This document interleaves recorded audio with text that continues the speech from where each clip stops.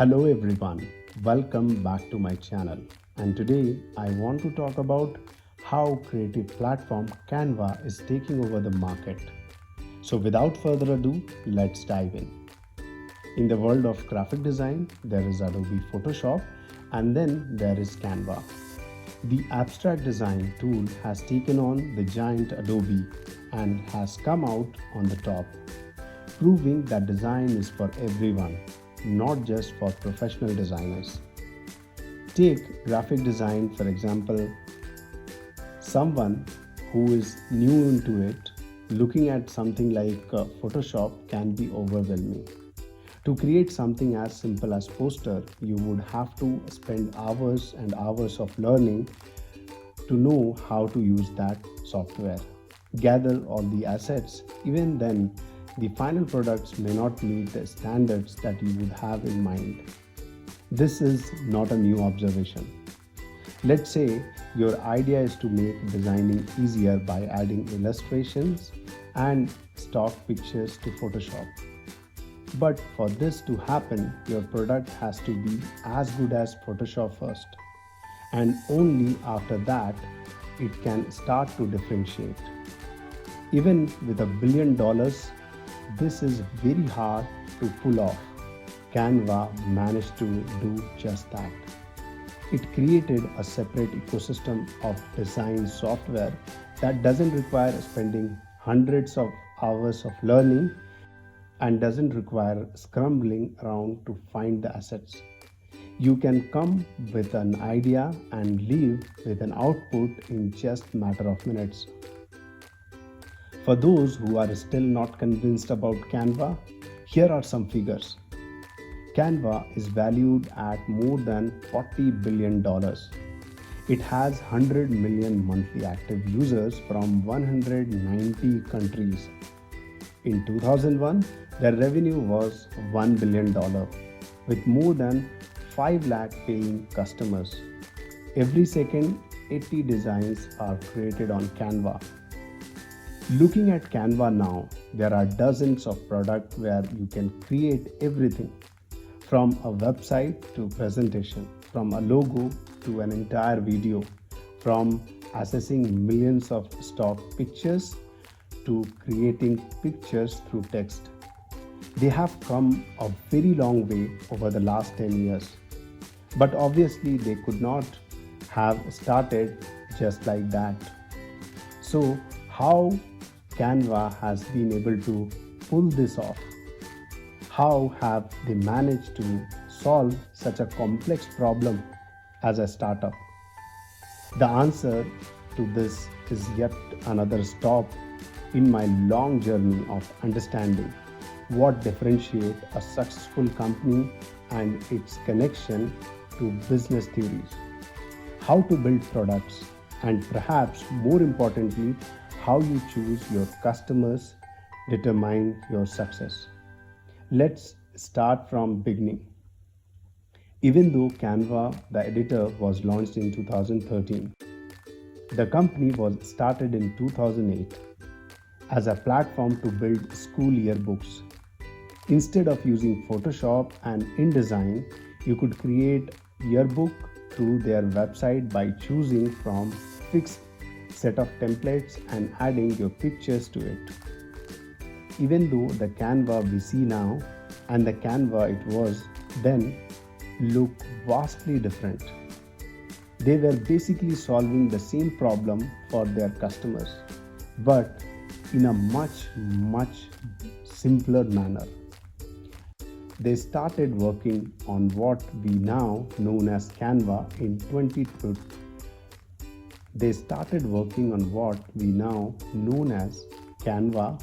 There are two parts to the story of how Canva was able to compete in such a complicated market. One part is about customer persona or target market.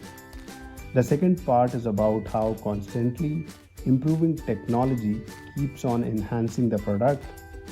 The technology behind Canva is certainly interesting, but I want to hone in on the first aspect of this story, which is how the customer base determines the kind of solution that is created.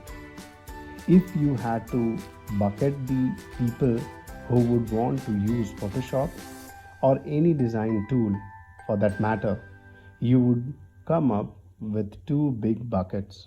First one consists of people who wants to learn design, practice design and eventually earn money through design. The second group consists of people who wants to get something done, like making a poster for play or business card, and use Photoshop primarily as a tool to get their desired output. Photoshop and other Adobe products are geared towards individual who wants to learn, practice and eventually make career out of design. However, their pricing and the complexity of the software leaves a large group of customers, those who just need for a specific task unserved. Another way to think about it is to consider the job the user is hiring the product to do, or more popularly known as job to be done.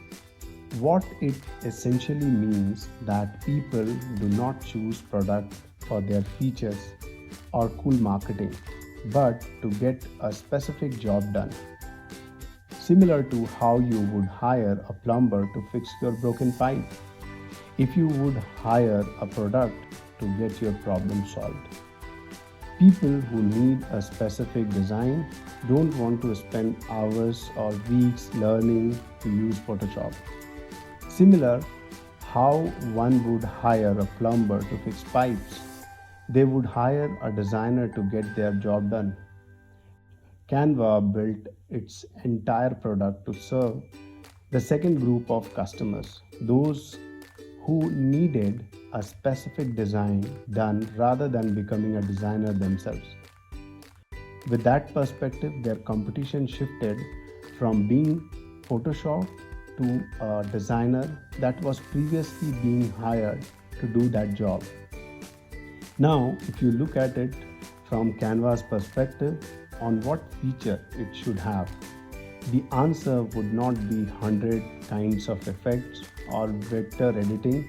Instead, it would pre-made template that someone can just pick up and edit, drag and drop library of illustrations and job is done.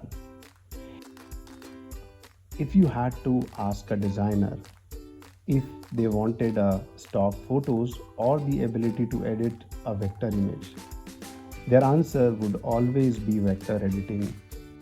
But same question posed to a business owner would get you a totally different response, where all of them would want stock photos. This is to say that there is no right and wrong features, but useful or not useful with a reference to their target audience. In my opinion, this perspective into who their customers are and what their customer needs are is the reason that Canva was able to solve such complex problem with the less than $2 million in the beginning. That was once a complex and impossible challenge become a much more manageable and differentiating approach to build a solution. If we create a graph where x-axis represents the ease of use and y-axis represents the power and flexibility, Canva would lie in the first quadrant by being easy to use with a drag and drop setup, but way less powerful. On the other hand, Photoshop is quite powerful but very complex. While Canva wants to move upward towards becoming more powerful while keeping it easy to use, Photoshop wants to move towards the left, where it wants to keep its power but become easier to use.